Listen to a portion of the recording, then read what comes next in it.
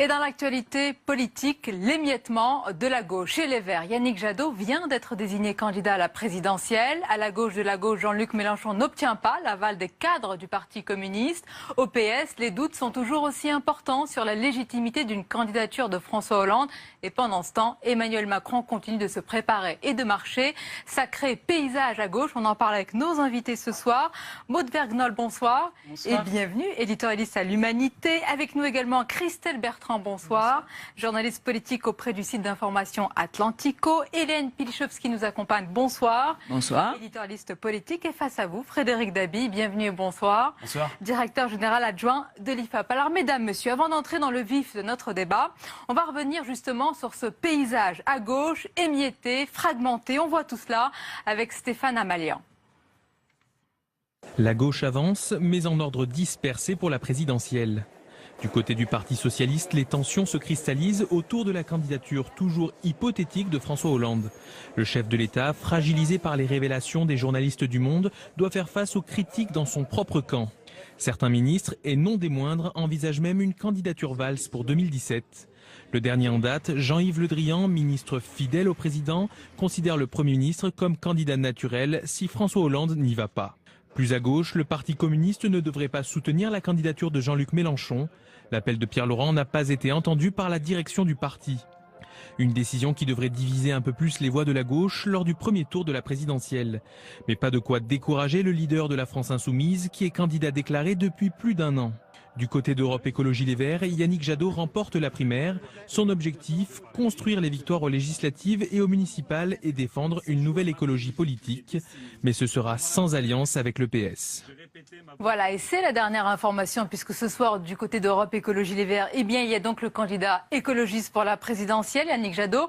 On ne va pas jouer au jeu des pronostics, Frédéric Dabi, mais les dernières candidatures vertes n'ont pas fait des étincelles au présidentiel. C'est vraiment le moins qu'on puisse dire. Oui, elles ont pâti du réflexe de vote utile en faveur du Parti socialiste en 2007 et surtout en 2012. Le dernier score important pour un candidat vert à l'époque, c'était Noël Mamère en 2002, dans un contexte un peu comme celui-là, de dispersion extrême des forces de gauche. Et Noël Mamère avait obtenu 5%. Là, ce qui frappe quand on voit votre reportage, c'est qu'on est en continuité parfaite avec les scrutins intermédiaires du quinquennat de François Hollande. Cette division, cette dispersion, nous l'avons eu, la gauche l'a eu aux élections départementales où il n'y a pas eu un canton ou presque en France où la gauche a été unie, aux élections régionales où dans toutes les régions nous avons eu des listes socialistes, des listes front de gauche, des listes partis de gauche parfois, des listes Europe Écologie Les Verts. Donc la présidentielle s'inscrit en continuité parfaite avec cette fois-ci un éclatement, une balkanisation, voire une implosion des forces de gauche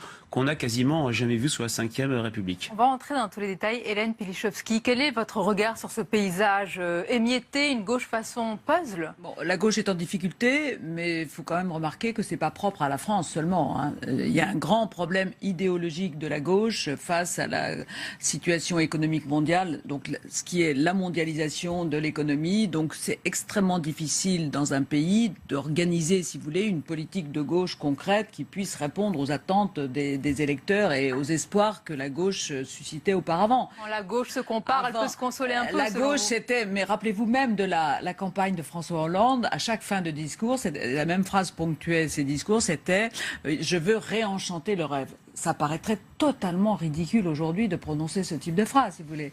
Donc il n'y a plus de rêve, il n'y a plus rien à distribuer, on le sait très bien, il y a des contraintes terribles, la marge de manœuvre des dirigeants est extrêmement restreinte aujourd'hui. Donc il n'y a plus ce rêve de gauche qui consistait à promettre le progrès social. Tout ça, c'est fini. Donc c'est extrêmement compliqué. S'ajoute à ça, bon, les difficultés connues par le président lui-même. Ça, on va en parler. Les difficultés de sa majorité. Donc la gauche s'est émiettée. Il y a eu cette histoire des frondeurs, qui n'existait pas auparavant, si vous voulez. Donc il y a eu quand même cette fracture de la gauche au sein de sa propre majorité pendant son quinquennat. Ça, c'est compliqué aussi, si vous voulez. Et puis partout, maintenant, effectivement, vous avez une gauche. Je crois que c'est Manuel Valls qui a prononcé le mot de fragmentation. Si vous voulez, ça veut dire ça part en morceaux et il ne reste rien. On va parler en détail de tous ces fragments. Voilà. Mais d'abord, on va écouter les propos du candidat désigné chez Europe Écologie Les Verts qui lui appelle au rassemblement au moins de sa famille. Yannick Jadot ce soir. Pendant la primaire, j'ai répété ma volonté de rassembler toutes les familles de l'écologie. Je veux poursuivre cette dynamique. C'est unie, ouverte, en regardant vers le grand large et les pieds sur terre que l'écologie sera conquérante. Je veux m'adresser ce soir et tout au long de la campagne à celles et ceux qui agissent tous les jours pour la protection de l'environnement et pour une société plus juste. À celles et ceux qui aimeraient agir, mais qui n'en ont pas les moyens ou ne savent pas comment faire. À celles et ceux qui ont pu être déçus par Europe Écologie Les Verts. Je suis déterminé à ce que cette campagne soit aussi la vôtre, que vous puissiez pleinement y participer, qu'elle ouvre une nouvelle page de l'écologie dans notre pays.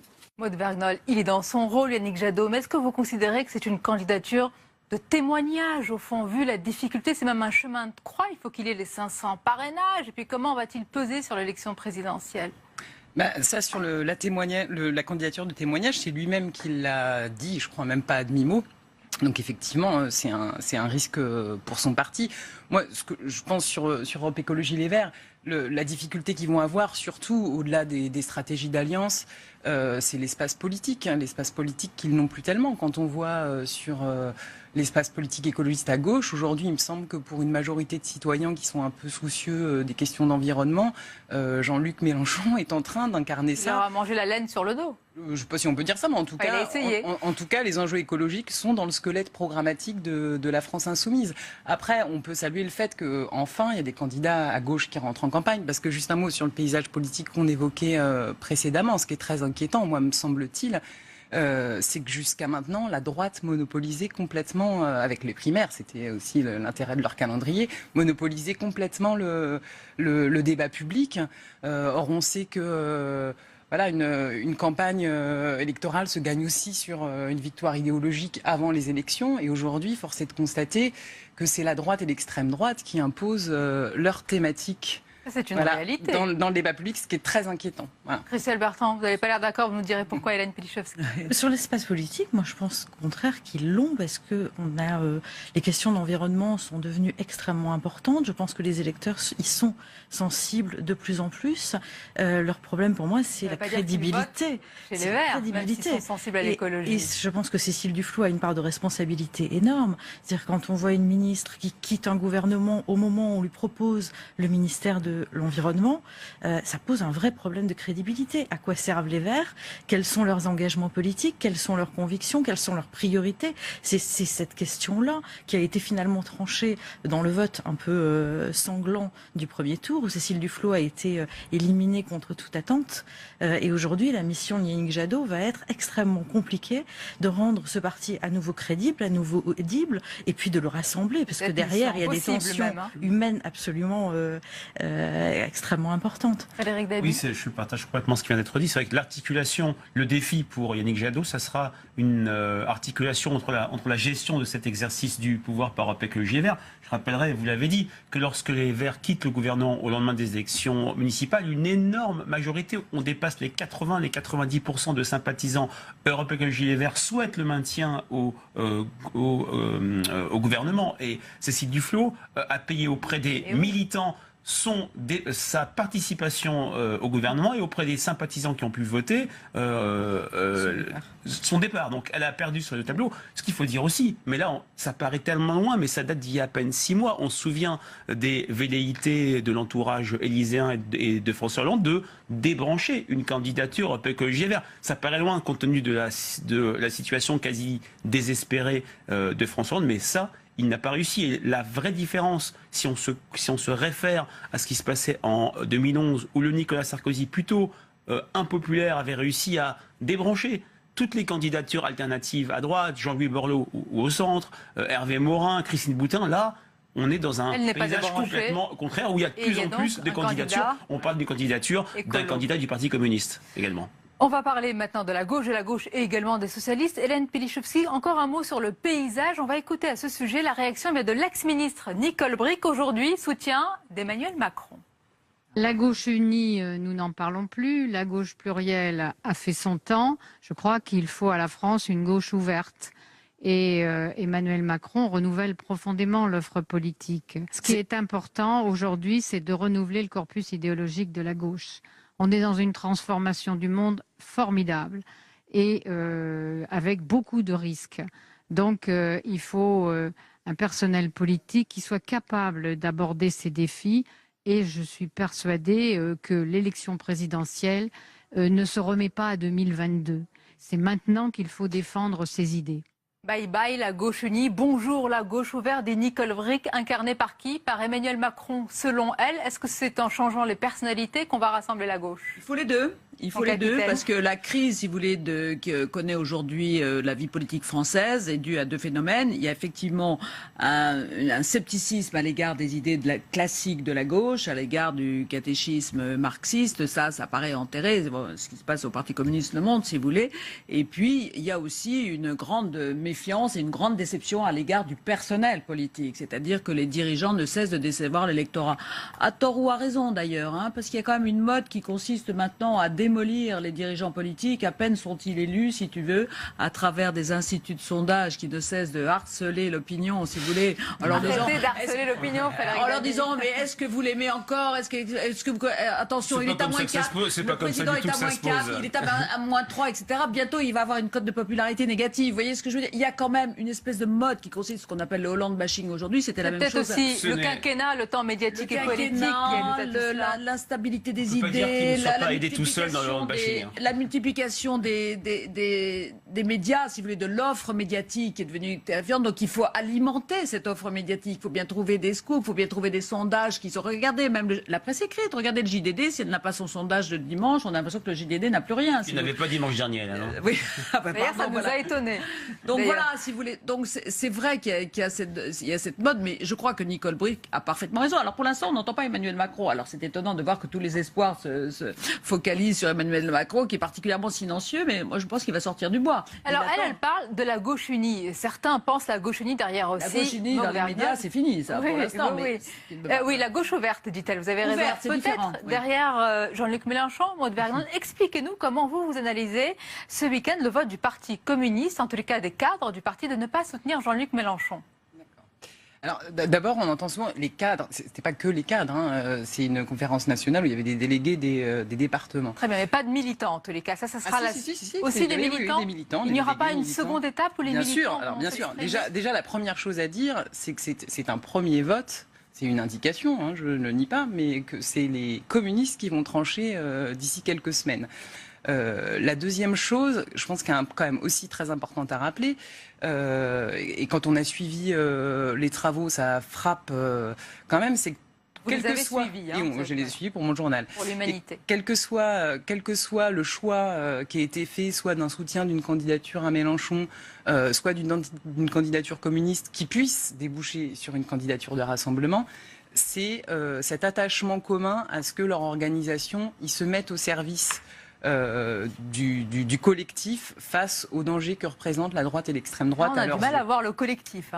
Comment ? Et alors justement, et donc précisément, vraiment, cet attachement-là, personne ne l'a noté, mais il y a quand même une conférence nationale qui vote à plus de 90% sur une stratégie de rassemblement, ce qui n'a pas toujours été le cas au sein du Parti communiste. Est-ce que c'est un camouflet pour Pierre Laurent ? Non, je pense que c'est pas un camouflet pour Pierre Laurent. Vous savez, c'est assez drôle. On reproche depuis des années au Parti communiste d'être un parti stalinien avec le culte du chef. Le Parti communiste, c'est un parti démocratique. Pierre Laurent a donné sa préférence. Il y a un premier vote qui a été assez ric-rac, qui n'est pas allé dans ce sens-là. Tant mieux. Ça veut dire que c'est un parti qui débat. Vous partagez cette analyse, cette manière de voir les choses à l'intérieur du Parti communiste ? J'ai le sentiment qu'il garde de fer au feu. C'est-à-dire que Pierre Laurent a effectivement annoncé qu'il souhaitait un soutien à Jean-Luc Mélenchon. Olivier d'Artigol lui dit finalement, laissons les choses ouvertes et voyons ce qui ressort de la primaire PS. Et si jamais c'était Arnaud Montebourg, on pourrait réfléchir à un soutien. Et donc, lui, son option, c'était plutôt avoir un candidat communiste dont on ne lance pas la campagne immédiatement. On attend le résultat de la primaire du PS pour savoir si on le maintient ou si on s'efface devant Arnaud Montebourg. Et c'est un des axes forts de la campagne d'Arnaud Montebourg de dire « je suis le candidat qui pourra faire le rassemblement de la gauche, de toutes les gauches, discuter avec le Parti communiste. Jean-Luc Mélenchon sera bien obligé de s'effacer devant moi parce que je serai le mieux placé, parce que le PS n'ira évidemment pas voter pour Jean-Luc Mélenchon. En revanche, on peut espérer qu'il vote pour moi. » Et il travaille énormément là-dessus. Et une partie de ces espoirs repose là-dessus. Est-ce que vous avez beaucoup entendu sur les lèvres des militants, des cadres et des délégués le nom d'Arnaud Montebourg samedi? Pas une fois, je crois. Pas une fois, je vais vous décevoir. Alors il entend des voix, c'est pas possible. Non, pas une fois. J'espère ne pas me tromper, mais j'ai pas ce souvenir-là. Par contre, sur vraiment. Pierre Laurent dit quand même, si Arnaud Montebourg était élu candidat du PS, la moindre des choses serait de discuter avec lui. Oui, mais il laisse les portes ouvertes. Oui, encore une fois, ce qui est quand même intéressant, c'est que tous sont unanimes sur le fait qu'ils mettront leur parti à disposition du rassemblement qui puisse éviter le désastre de la droite et de l'extrême droite. À partir de là, bien sûr, il y a le nom du candidat qui divise. Et effectivement, le nom de Jean-Luc Mélenchon divise. Le nom de Jean-Luc Mélenchon, il divise parce que les conditions n'ont pas été créées pour qu'il y ait une candidature de rassemblement comme en 2012 avec quand même la dynamique du front de gauche qui s'est créée. Et Jean-Luc Mélenchon, pour plein de raisons, les communistes n'ont pas tellement été aidés à faire ce cas. Il avalerait le Mélenchon Parti communiste a tout plutôt cru. détruit la stratégie du front de gauche puisqu'il s'est déclaré sans même prévenir Pierre Laurent. Et ce qui s'est passé, c'est un épisode supplémentaire des tensions entre Parti de gauche et Parti communiste français. Rappelez-vous, aux élections municipales, quasiment des insultes vis-à-vis de Pierre Laurent sur le fait, par exemple, à Paris, que les communistes se rassemblent derrière Anne Hidalgo. Il y a eu toute une série de choses. Le souvenir assez douloureux chez les adhérents et chez les leaders communistes de la campagne des législatives de 2012. On ne peut pas dire que Jean-Luc Mélenchon, en allant défier Marine Le Pen à Hénin-Beaumont et renvoyer l'ascenseur vis-à-vis du Parti communiste français qui a perdu quelques députés à quelques cinquantaines de voix qu'il aurait pu gagner si Jean-Luc Mélenchon avait fait du service après-vente. On est quand même sur un épisode supplémentaire de ces tensions fortes entre Jean-Luc Mélenchon et Pierre Laurent, entre le Parti de gauche et le Parti communiste français. Mais vous avez raison, et je pense justement qu'il y a une majorité de communistes qui souhaitent le rassemblement, qui pensent qu'au vu de ce que vous évoquez, Jean-Luc Mélenchon ne peut plus incarner ce rassemblement. Et je pense que ce vote, vous me posiez la question, il s'explique en grande partie là-dessus, effectivement. Il y a quand même une question, parce que vous dites la majorité des communistes. Hélène Pilichowski, que représente-t-il ce Parti communiste aujourd'hui? Est-ce que ce n'est pas un parti résiduel qui parle de sa puissance d'antan? Le problème du Parti communiste aujourd'hui, moi je comprends très bien que vous mettiez en avant la stratégie de rassemblement, mais c'est surtout l'opération SOS sauvetage. C'est-à-dire le Parti communiste ne souhaite pas disparaître et mourir de sa belle mort dans le giron de... Bien sûr, mais c'est le risque quand même, vous savez très bien. Et Jean-Luc Mélenchon l'a très bien fait sentir, n'a pas particulièrement bien traité le Parti communiste au moment de leur union ensemble dans le front de gauche, c'est bien évident. Et ce qui menace le Parti communiste, qui n'a cessé de perdre des adhérents et de perdre des élus et des parlementaires aussi après 2012. Donc le Parti communiste qui se voit rétrécir et qui se dit si encore une fois on va sous la bannière de Jean-Luc Mélenchon, on va encore perdre des plumes, c'est évident. Et il y a donc déjà ça, bon, pour la présidentielle, il n'y a pas beaucoup d'espoir. Et puis après, il y a toute la stratégie pour les investitures et c'est effectivement garder quelques sièges à l'Assemblée. Le Parti communiste est un parti qui est aussi un parti d'élus, si vous voulez, qui est présent dans les municipalités. Et qui veut le rester, qui a énormément d'élus dans les municipalités, plusieurs milliers, je crois, dans les conseils municipaux. Bon, très bien, il voudrait bien encore garder quelques sièges au Parlement. Et donc, ça, que ce soit d'ailleurs, alors, avec Jean-Luc Mélenchon, qui fait sa candidature tout seul, loin du PS, c'est vrai que peut-être il a plus d'intérêt avec Arnaud Montebourg. Si d'aventure il gagnait la primaire du PS et du PS de gouvernement, à ce moment-là, ça serait un excellent partenaire. Pourquoi? Parce que pendant ce temps, l'horloge tourne, tic-tac pour François Hollande et la légitimité de sa candidature est fortement remise en cause, y compris dans son camp. Et puis il y a une phrase du ministre de la Défense, Jean-Yves Le Drian. Venant de lui, c'est vraiment important. Il ne nous a pas habitués aux petites phrases. On va l'écouter. C'était dimanche, hier, sur Europe 1. On l'a transformé. C'était important d'écouter vraiment ses propos dans leur intégralité pour comprendre qu'il dit d'abord que, évidemment, Manuel Valls n'ira pas contre François Hollande, mais que si le président ne se présente pas, il est naturel, Frédéric Dabi, que ce soit finalement Manuel Valls qui soit candidat. Mais comment vous analysez tout cela? Est-ce qu'il y a une stratégie des coups de boutoir comme ça pour, pousser cet impeachment, comme on dit, pour François Hollande? Alors, ça y ressemble. Alors, c'est vrai que vous avez eu l'honnêteté de montrer l'ensemble du propos. Donc, on est vraiment sur, d'abord, une légitimité présidentielle qui est même intériorisée par les Français. Quand dans une enquête, Hélène, du journal du dimanche, il y a quelques semaines, 86% des Français ne souhaitent pas que François Hollande soit candidat à la présidentielle. les mêmes Français à 73 ou 74% disent qu'ils pronostiquent qu'il sera candidat. Parce qu'il y a cette légitimité sous la Ve République que le président doit venir défendre son mandat et en solliciter un deuxième. Pour autant, j'ai envie de dire que le roi est nu ou presque nu compte tenu de sa situation extrêmement compliquée. D'abord, et c'est le thème de notre émission, ce paysage politique à gauche complètement éclaté. François Hollande est minoritaire à gauche. Il a à peine un tiers de satisfait chez les sympathisants de gauche. Il a 2 tiers de désapprobation dans son électorat du 22 avril 2012. Et c'est vrai que le livre a eu un effet catalyseur. Le livre de Davet et l'homme, un président ne devrait pas dire ça, a eu un effet catalyseur car ça a, enraciné des doutes très profonds qu'avaient les Français sur l'incarnation de la fonction par François Hollande. Ceci, mêlé avec l'absence de résultats, notamment sur le plan de la lutte contre le chômage, rend sa victoire, aujourd'hui on peut le dire, quasi impossible. Sa qualification pour le second tour extrêmement compliquée. Pas un sondage de l'IFOP ou de ses confrères depuis 2 ans ne donne un second tour entre un candidat de gauche et le Front National, un candidat de gauche ou un candidat républicain. On voit très bien sa grande difficulté aujourd'hui, mais c'est vrai qu'il y a cette logique institutionnelle que Jean-Yves Le Drian a très bien définie. Expliquez-nous, Christelle Bertrand, la stratégie des poids lourds aujourd'hui, socialistes notamment. Tous ou presque affirment que Manuel Valls est le candidat naturel, mais en attendant, Manuel Valls, il ne franchit pas le Rubicon. Il ne l'a pas franchi. Il a raison. Il a raison. Il ne faut pas qu'il apparaisse comme celui qui trahit. Il s'est inscrit dans une stratégie qui est une stratégie de fidélité envers François Hollande. Il continue à dire que si François Hollande se présente, lui n'ira pas.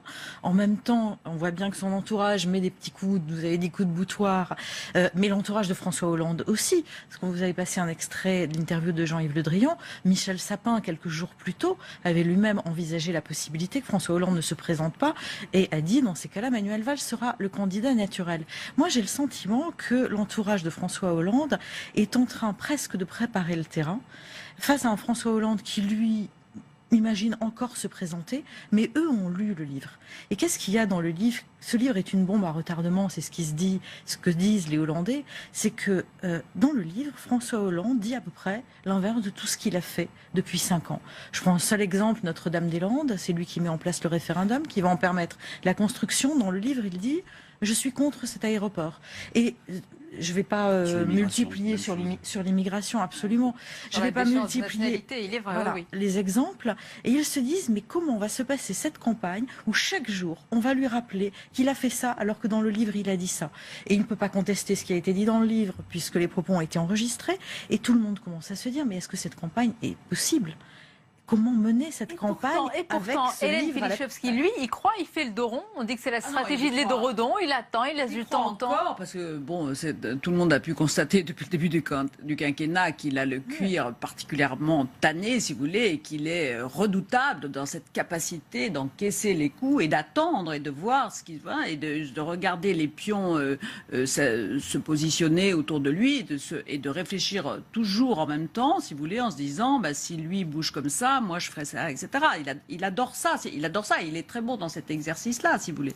Mais ce qui se passe, parce que vous parlez des difficultés de la campagne, mais il y a aussi les difficultés du quinquennat suivant, parce que même si d'aventure il arrivait à se faire élire en gagnant cette primaire de la gauche et en faisant que le candidat de la droite n'arrive pas au 2e tour, ce qui est quand même très peu probable, compte tenu de toutes les informations qu'on peut avoir par les sondages.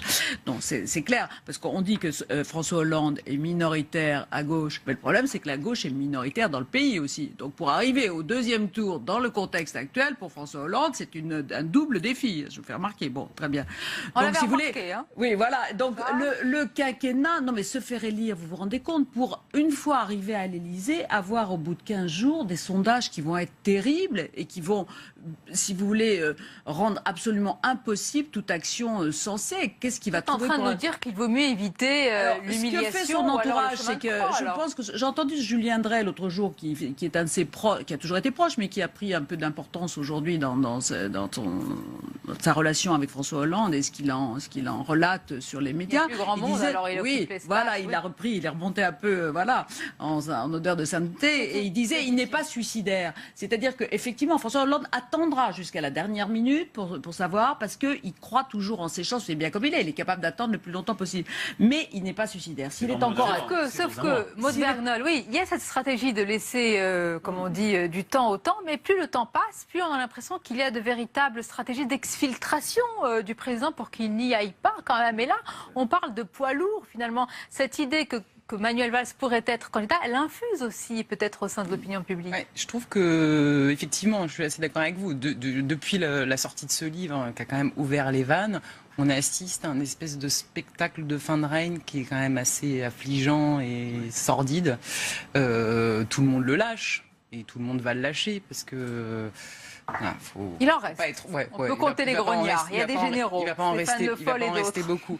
Non, ce qui est quand même très inquiétant et ce qu'ils n'ont pas l'air tellement de réaliser, c'est que la gauche gouvernementale aura beau peut-être faire le choix de changer de visage, de choisir pourquoi pas Manuel Valls. Il me semble qu'il sous-estime totalement le paysage dévasté chez les citoyens, chez le peuple de gauche. Dévasté par les trahisons du quinquennat. Je pense qu'il sous-estime totalement la gravité de la crise démocratique, la gravité de la crise de la représentation politique.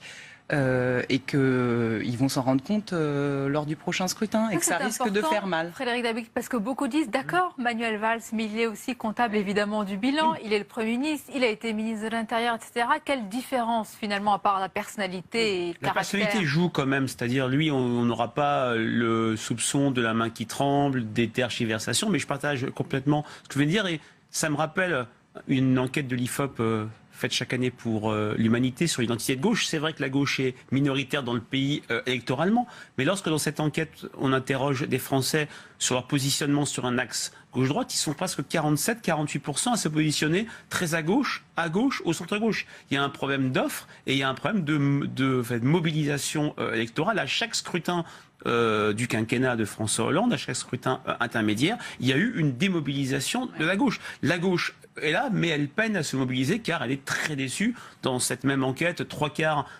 des gens de gauche considèrent que la politique menée n'est pas une politique de gauche. Et là, la loi travail, même si elle tend à s'estomper maintenant qu'elle est passée, a joué un rôle assez dévastateur dans ce procès en illégitimité d'une politique de gauche. Et la question, c'est à qui cela profite ? Donc la gauche, vous l'avez dit, se divise, la droite et le centre sont occupés, Christelle Bertrand à leur primaire, et pendant ce temps, c'est un silence assourdissant. De qui ? De Marine Le Pen. Marine Le Pen, comment vous l'expliquez ? Est-ce qu'elle attend ? Est-ce qu'elle n'a qu'à se baisser pour ramasser à l'appel les voix ? Elle serait inaudible aujourd'hui. Effectivement, comme vous le disiez, la droite est en pleine primaire avec ce débat formidable autour de François Bayrou. La gauche en pleine explosion. Elle serait inaudible, ça servirait à rien. Elle a raison de ne pas s'épuiser à ça, de ne pas ternir son image dans ces conflits-là. Donc effectivement, elle attend que les choses soient un petit peu fixées, de savoir qui sera le candidat de la droite à l'élection présidentielle, et la stratégie sera extrêmement différente si c'est Alain Juppé, si c'est Nicolas Sarkozy. Donc effectivement, l'année de Marine Le Pen, ce sera l'année 2017, pas avant. Et ce qui est frappant... Elle l'avait prévenu d'ailleurs, dès le début de l'année 2016, elle a dit « je ne parlerai... je serai extrêmement silencieuse durant toute l'année ». Elle travaille...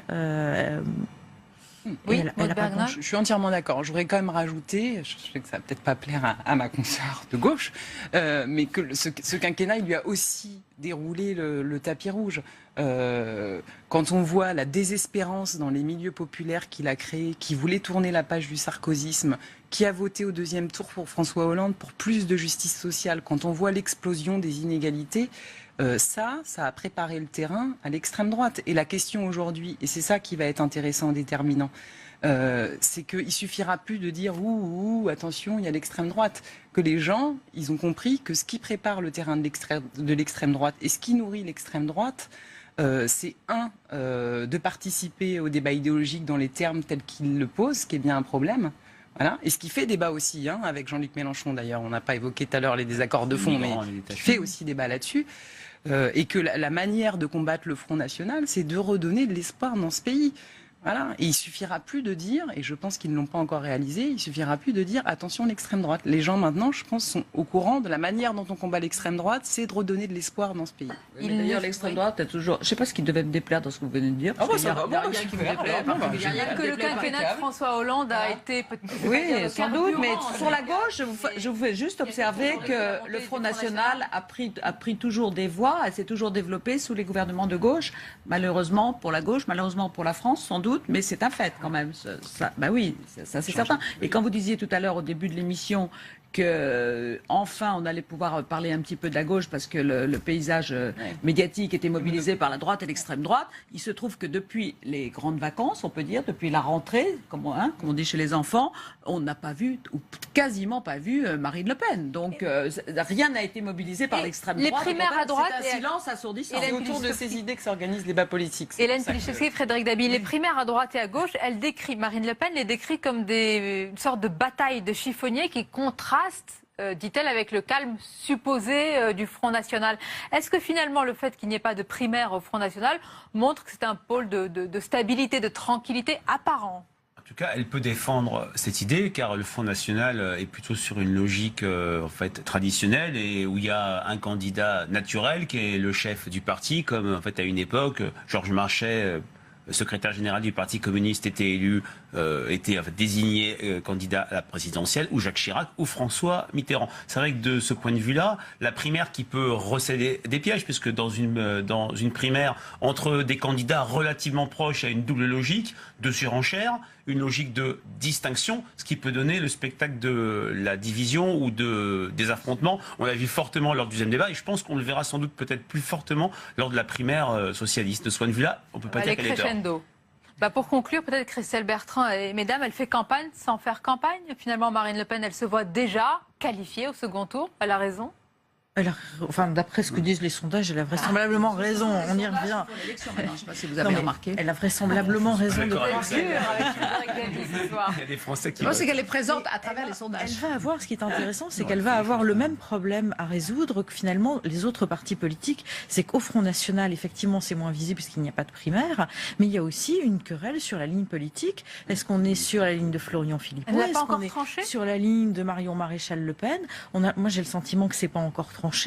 Qu'elle attend de voir aussi quels seront les candidats qui seront face à elle pour opter pour une des deux lignes et tenter d'en faire la synthèse, mais ça paraît compliqué, sachant que Marion Maréchal Le Pen est quand même extrêmement, elle, présente médiatiquement et ne manque pas une occasion de réimposer cette ligne traditionnelle du Front National qui marche fort bien dans le sud de la France. Marine Le Pen observe ce paysage, notamment à gauche, divisé, fragmenté, comme vous l'avez très bien décrit. Merci encore pour ce débat et cette analyse présidentielle. C'est vraiment le moins qu'on puisse dire. Oui, elles ont pâti du réflexe de vote utile en faveur du Parti socialiste en 2007 et surtout en 2012. Le dernier score important pour un candidat vert à l'époque, c'était Noël Mamère en 2002, dans un contexte un peu comme celui-là, de dispersion extrême des forces de gauche. Et Noël Mamère avait obtenu 5%. Là, ce qui frappe quand on voit votre reportage, c'est qu'on est en continuité parfaite avec les scrutins intermédiaires du quinquennat de François Hollande. Cette division, cette dispersion, nous l'avons eu, la gauche l'a eu aux élections départementales où il n'y a pas eu un canton ou presque en France où la gauche a été unie, aux élections régionales où dans toutes les régions nous avons eu... Et dans l'actualité politique, l'émiettement de la gauche. Chez les Verts, Yannick Jadot vient d'être désigné candidat à la présidentielle. À la gauche de la gauche, Jean-Luc Mélenchon n'obtient pas l'aval des cadres du Parti communiste. Au PS, les doutes sont toujours aussi importants sur la légitimité d'une candidature de François Hollande. Et pendant ce temps, Emmanuel Macron continue de se préparer et de marcher. Sacré paysage à gauche, on en parle avec nos invités ce soir. Maud Vergnol, bonsoir. Bonsoir. Et bienvenue, éditorialiste à l'Humanité. Avec nous également Christelle Bertrand. Bonsoir. Journaliste politique auprès du site d'information Atlantico. Hélène Pilichevski nous accompagne. Bonsoir. Bonsoir. Éditorialiste politique. Et face à vous, Frédéric Dabi. Bienvenue et bonsoir. Bonsoir. Directeur général adjoint de l'IFAP. Alors, mesdames, messieurs, avant d'entrer dans le vif de notre débat, on va revenir justement sur ce paysage à gauche, émietté, fragmenté. On voit tout cela avec Stéphane Amalian. La gauche avance, mais en ordre dispersé pour la présidentielle. Du côté du Parti socialiste, les tensions se cristallisent autour de la candidature toujours hypothétique de François Hollande. Le chef de l'État, fragilisé par les révélations des journalistes du Monde, doit faire face aux critiques dans son propre camp. Certains ministres, et non des moindres, envisagent même une candidature valse pour 2017. Le dernier en date, Jean-Yves Le Drian, ministre fidèle au président, considère le Premier ministre comme candidat naturel si François Hollande n'y va pas.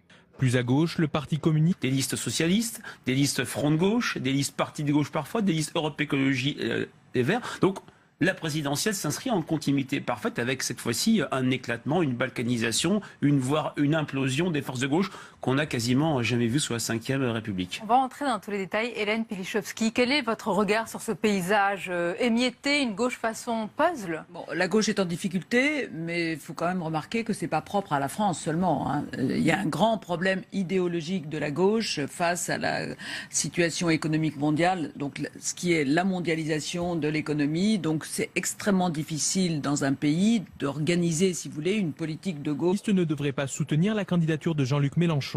L'appel de Pierre Laurent n'a pas été entendu par la direction du parti. Une décision qui devrait diviser un peu plus les voix de la gauche lors du premier tour de la présidentielle. Mais pas de quoi décourager le leader de la France Insoumise qui est candidat déclaré depuis plus d'1 an. Du côté d'Europe Écologie Les Verts, Yannick Jadot remporte la primaire. Son objectif, construire les victoires aux législatives et aux municipales et défendre une nouvelle écologie politique. Mais ce sera sans alliance avec le PS. Voilà, et c'est la dernière information, puisque ce soir, du côté d'Europe Écologie Les Verts, eh bien, il y a donc le candidat écologiste pour la présidentielle, Yannick Jadot. On ne va pas jouer au jeu des pronostics, Frédéric Dabi, mais les dernières candidatures vertes n'ont pas fait des étincelles.